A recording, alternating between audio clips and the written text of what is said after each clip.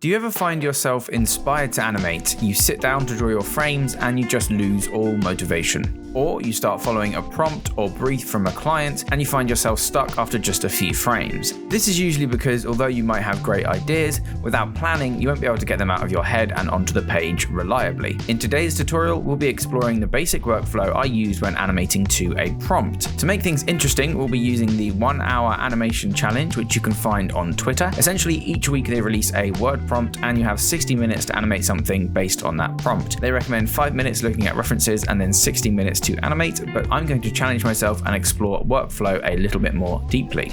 We've got 5 minutes to ideate and figure out our idea, 5 minutes to sketch out some basic character ideas on whatever we need, 10 minutes to put together a super rough thumbnail storyboard, leaving 40 minutes to animate. If you find this video useful, please let me know in the comments, subscribe to the channel and turn on notifications, and don't forget to leave a thumbs up, it all really helps. And make sure you follow along with this prompt or use a new prompt of your own, I'd love to see what you come up with. Alright, let's do it.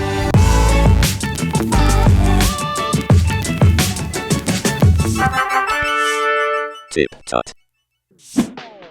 Ideation. So this week's prompt was tail. Whenever working from a prompt or brief, I like to take a few minutes to just jot down the immediate thoughts I have about the word. The obvious ones will usually spill out first, like dog, cat, and lashing. Usually a few more ideas will come from those. As soon as I thought of a lashing tail, it made me think of wolves or werewolves, which led to the idea of growing a tail and straight up to animating a werewolf transformation. I then tried to picture alternate understandings of the prompt. Tail made me think of tailgating, driving too close to somebody on the road, so maybe a car chase. Or you can tail a person when you're following them surreptitiously. Perhaps it's a little scene of somebody looking over their shoulder at a shadowy figure behind them. Tail could also lead into a tale, as in a story, but this is pushing it. It's clearly meant the way it's spelled, but it could lead to nice ideas.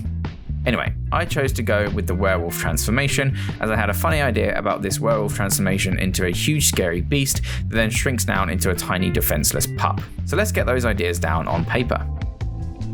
Characters. To call this character design would be vastly overstepping. I gave myself 5 minutes to think about what would make the transformation really clear, and then I came up with the simple idea of a plain a character as possible for the human form and a stupidly ripped werewolf form. As you can see, I'm not focusing on making the drawings look good at all. I'm just splurting out what I feel. Storyboard. For storyboarding, I gave myself 10 minutes and the first pass consists of me just sketching out my thoughts in a stream of consciousness style and seeing what comes out. I think showing the transformation in close-ups seems cool, but as you can see from this first draft, I got about 10 shots in and there was no focus on the keyword, tail. Sometimes it's easy to stray from the brief.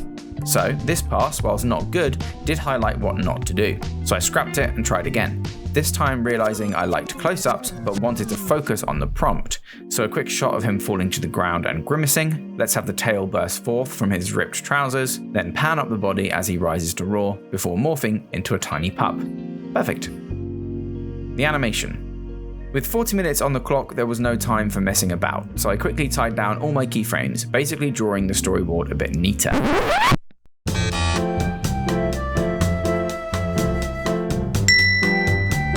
The next step was then to spread those out and give myself a rough pacing to be working with, just to see if the animation felt right. I played about with this for a good few minutes before moving on, as it's important to get at least broadly right before moving on. Otherwise, you'll get stuck later wondering why your animation doesn't feel good. It's probably because your pacing is off, so just feel it out. To help with this, you can see I cut a shot where he starts to transform in the wide. It's not needed.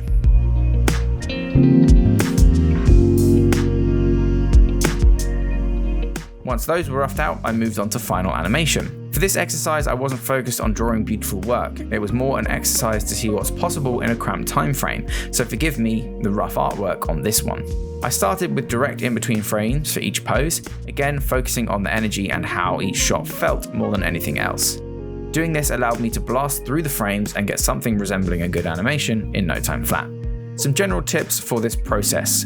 Don't get tied down to a frame. If you don't like it, ditch it and try again. Maybe move on and come back later.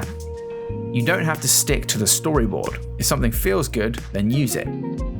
Go back and watch your animation often, flipping between the frames too. It's easier to see mistakes and fix them earlier on. The more frames you've got, the more you have to fix. And that's it. 40 minutes flew by, and I ended up with this basic little animation. It's not finished work, but any exercise in creativity I can see definitely sparking new and interesting ideas. This exercise works well as a diving board to launch you into larger and more refined ideas.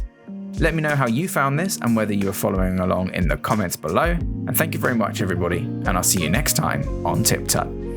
I'd like to take a moment to thank my members, especially level 2 and above, for their support on this channel, especially during the last few months, which, as you know, have been a bit rocky. If you would like to support the channel for exclusive perks and benefits, you can find out more by clicking the join button below.